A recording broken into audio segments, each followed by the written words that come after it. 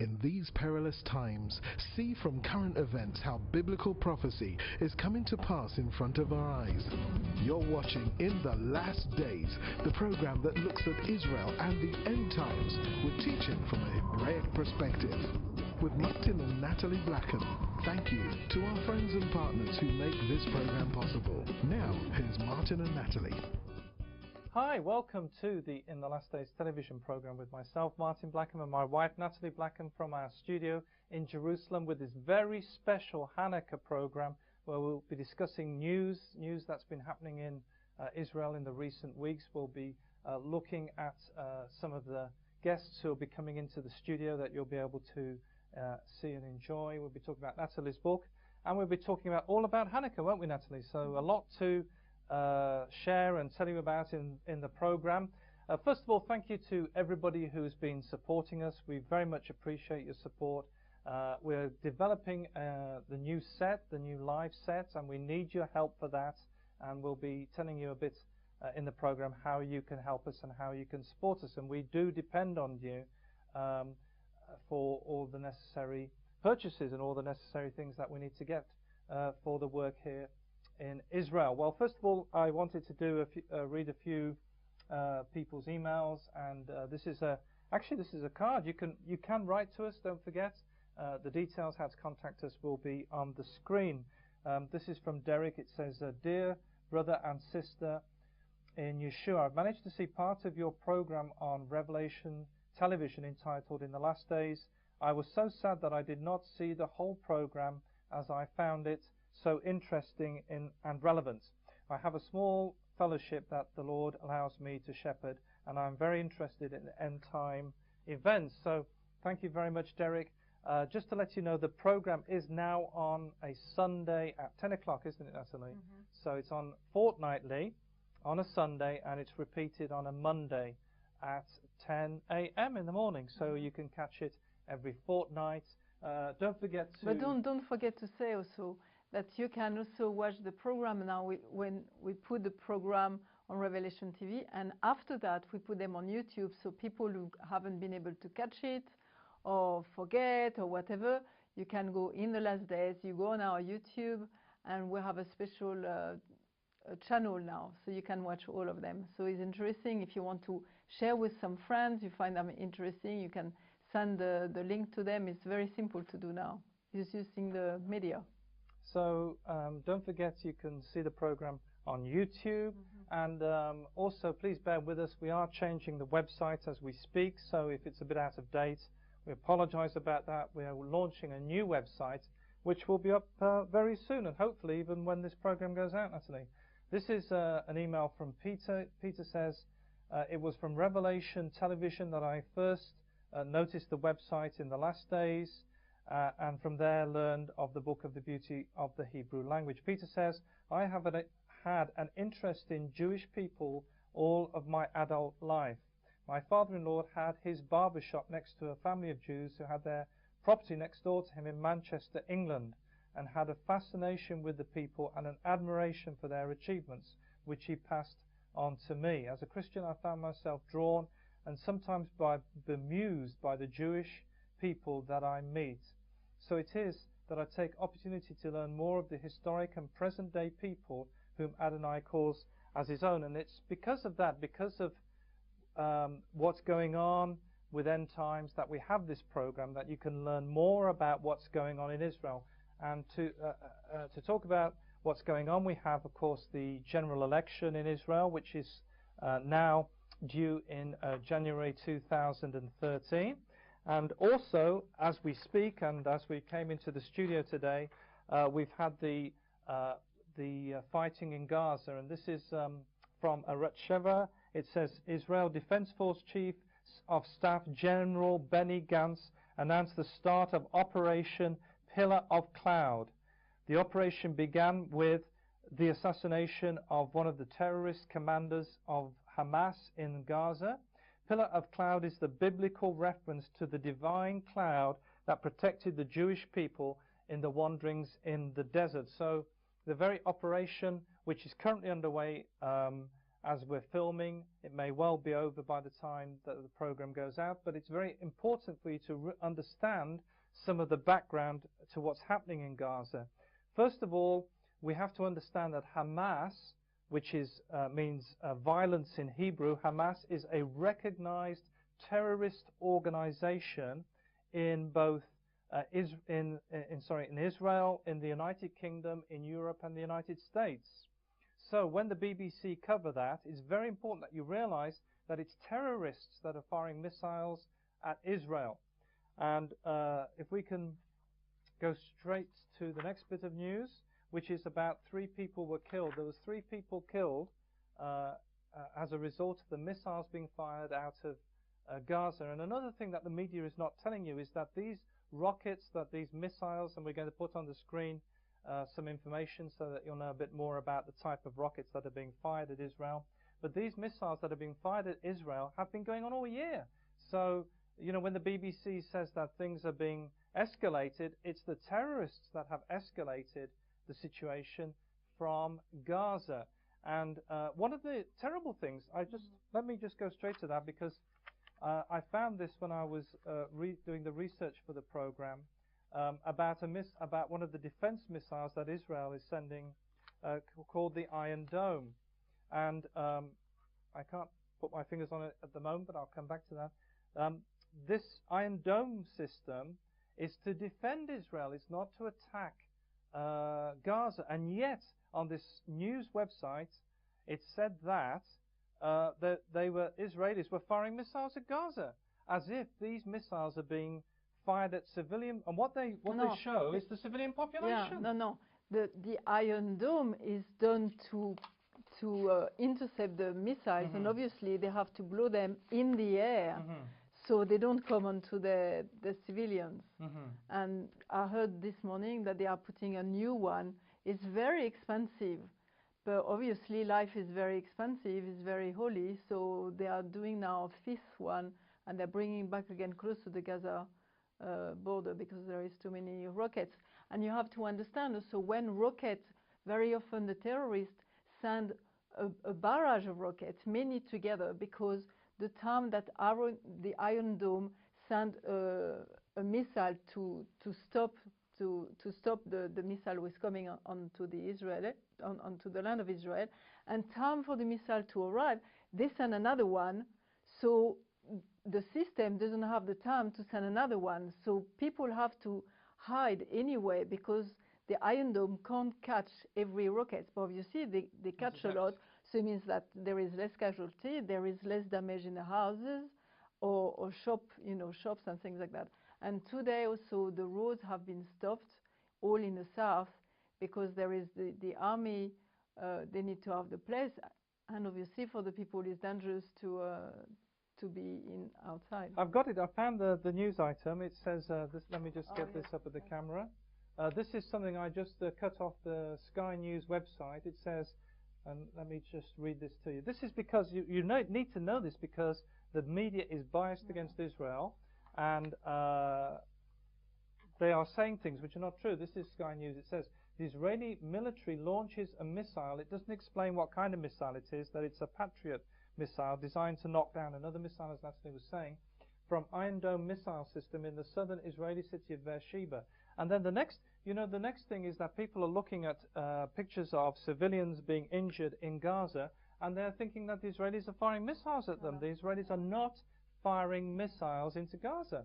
They are obviously firing them from aeroplanes, but they're not firing them from ground positions into Israel. Yeah, I want to say something also. Like, if you want to have, I know there is a lot of things and a lot of news happening, and so if you want to follow us, we send some update every week, and it's very important that we give you some update of what's happening in the ground. We give you some update also, and we link also with like Tzahal pizza. Is a friend who sends some donut and pizza for the army, so you can find few things where you can give to Israel, to some very honorable places. And we have also Magen David Adom, and I was learning today, Magen David Adom, when there is trouble like that, they are on very high alert right now. They are the top of the alert, and it's about 1 million shekels every week who is going out, because they have all the ambulance out, they have the personnel. You need to know that the volunteers, 84% of the staff in Magen David Adom who is working and go to risk their life because they are out helping are volunteers. They are not paid. They are doing that out of their job because they know that is so important. And Magen David Adom is amazing. If you want to support them, again, you go on Magen David Adom. We are starting Christian Friends of Magen David Adom, and we are finishing to put the PayPal in place. But you can go anywhere in your countries, and in the UK, they have a Christian Friends of Magen David Adom. Give the money, say, we are Christian, we are standing with you, and we know that is important, and we are praying for you, and we are helping you, and we are supporting you. This is very important. And so this is one thing. And I've got a news story on Magen David Wait, Adom. I still have one more little thing also. I'm on Facebook, Natalie Blackham. If you want, again, I put some pictures, I put some article of what's happening. Almost every, I mean, if I'm here, I do it like every 2 hours, so you have things who are coming very regularly. And also when there is things who are said wrong in the UK, like for example, we had something about the BBC where doing some footage of Palestinians who were very sick, going into the ambulance. He goes in the ambulance, and after the end of the footage, he's standing up again and running away and do some other things. And this is from the BBC. So how can we listen? So we really want, who are here in the land, please support us. And we want you to know also the reality of what's happening in Israel for the people of Israel. And it's very easy for them to. It's very easy for you to support us. You can support us with PayPal. We will send you a PayPal money request. Just contact us at information on the website www.inthelastdays.com. You can also send a check payable to Blackham Family Ministries, and that should be sent to our good friends who are looking after the banking, Steve and Lorraine Holmer Stewart. The details will be on your screen.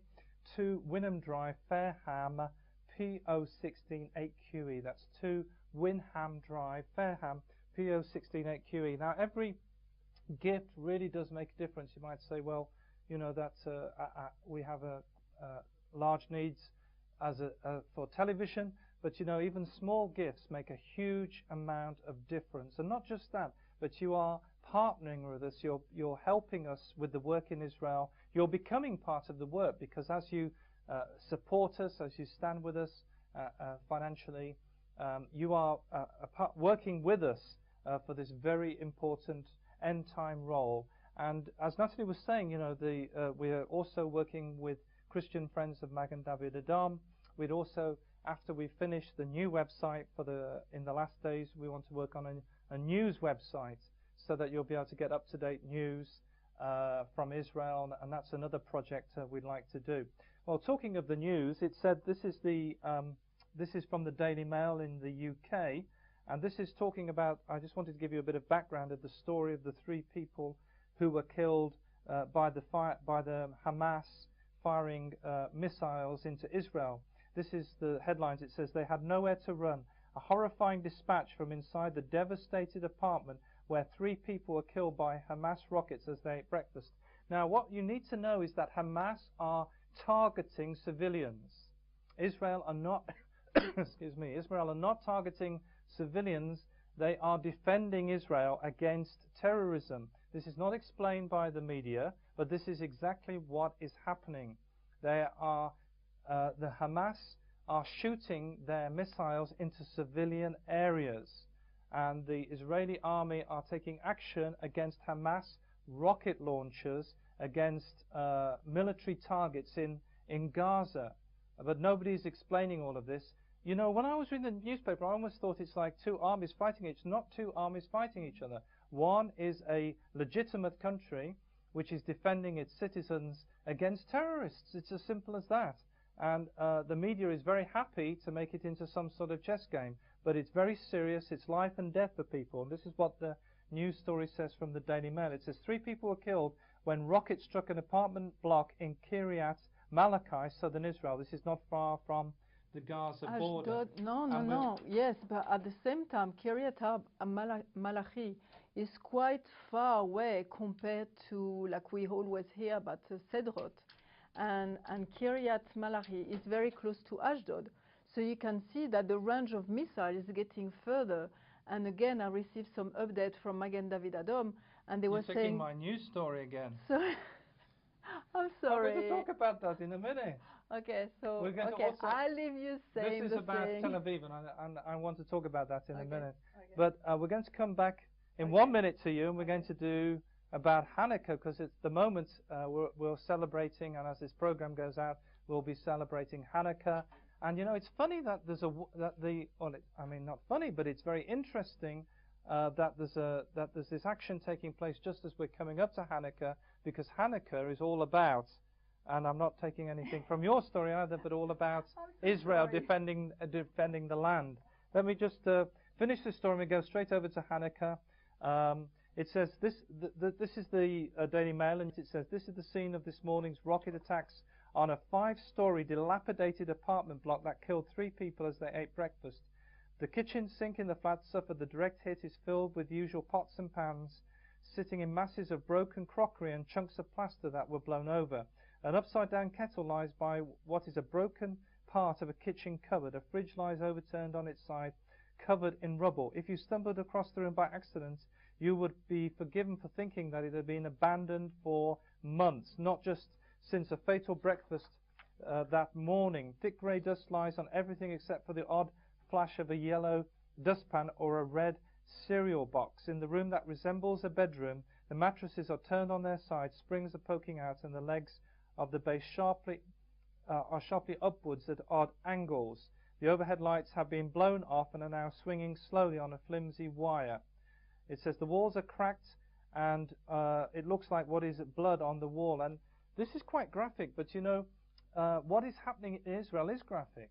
And sometimes in the media they are portraying one side of the argument, and it's true that there are Palestinians being killed, but the majority of them are terrorists. But these are innocent civilians in Israel who are being attacked, who were just eating breakfast that morning, and just because, the only reason they were killed is because they are living in Israel, Natalie. Mm-hmm. And it's Hanukkah, we're coming up to Hanukkah, and we've got the Hanukkah lamp, and...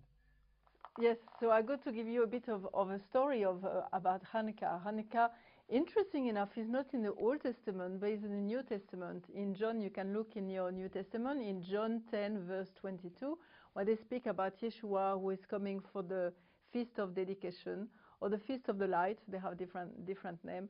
And because Hanukkah was at the time where the Maccabees were fighting the Greek, and the Greek wanted to take over, which is quite interesting, wanted to take over Israel, and there was a faithful little remnant who was saying, no, we don't want to believe what you are, we don't want to believe what you are believing.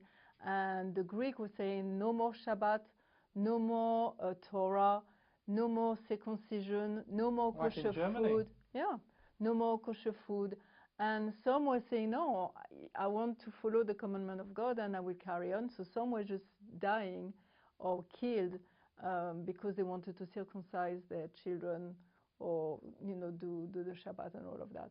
So I'm sure you can find a lot of stories on the website about that. And this little remnant fought for a long time, for 3 years, and it was guerrilla war too, interesting. And the Greek were very organized, but the Jewish people... This was in Israel? This was in Israel. And not far. Not far from where we're filming. Not far from here, because Modi'in was the town of, what was his name? Simon the Maccabee? Mattathias. Matthias. He was a priest, a Kohen, and there is the Greek arrived over there with a priest who wanted him to sacrifice a pig on idol worship, doing idol worship. So for Mattathias, he said, no, this is enough. He killed the man, his children came with him, and they started to have guerrilla war, and for 3 years. Now this is very interesting, because if you think about that, this was just before Yeshua was born, and before his parents were alive, and it means that if the Maccabees didn't win, they will have no more Israel, no more Jews, and no more Jews, no salvation. and no Hanukkah. So sometimes, you know, people ask me, why do you do Hanukkah? Because we start to do it also at home. And I say, no Hanukkah, no Jews, no salvation. And it's very simple. So I will show you because I've learned. And you've got the Hanukkah lamp? That's it. I have the Hanukkah lamp, which is called Hanukkah, because you see we have menorah, which is 7, which was in the temple. But what they have in their home, if you count, there is nine little place for the candles, and it's called Hanukkah because you put the little candles in it. And I'm going to show you how to do it because we didn't understand when we started to do it at home. I didn't understand why I had so many candles there and how it works. So I'm going to tell you. So the first night, you put one here. Now, this is the one which is very interesting. Again, it's called the shamash, which means the servant. So when people speak about Yeshua, I say he was the servant who came also to serve us. And so you put the first one. And after you put one here, which is on your right. You can find out, or the viewers can find out the exact dates for Hanukkah, when to do this.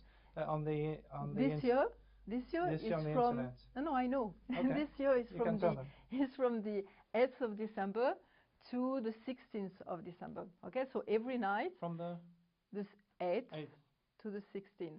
So first night you put your shamash, your first light here, and you put your first candle, and you put it on that side, and you are going to go this way, like when you read Hebrew, from right to left. So this is, you do it like that, and you can pray a blessing. I will tell you what they are saying, so you can know. They say, "Blessed are you, O Lord." When do they do this? In sunset. In the evening. We do it in the evening. When it's dark. And it's a feast where people go to work still at home. You know, there is some feast where they don't work. It's like a holiday. But this is a special feast, but you can go to work. So you go at home, you have 8 days with more and more light at home. It's very beautiful. And they do this before the evening meal? Yes, they do it before the evening meal.